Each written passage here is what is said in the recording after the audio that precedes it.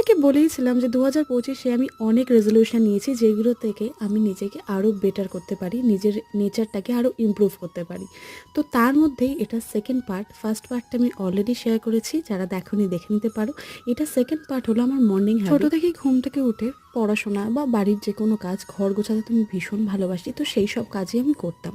কিন্তু আমরা কখনোই আমাদের মর্নিং হ্যাবিটের দিকে লক্ষ্য দিই না, তাই করতাম। কিন্তু তারপর অনেক ভিডিওস দেখে আমি এটা জানতে পারলাম যে সকালটা সবসময় আমাদের কোনো পজিটিভ মন্ত্র বা কোনো স্পিরিচুয়াল কোনো কিছু শুনে যদি আমরা শুরু করি, তাহলে ভীষণ সারাদিন একটা পজিটিভ ভাইবস থাকে এবং মেন্টাল ডিস্টারবেন্সটা একদম থাকে না।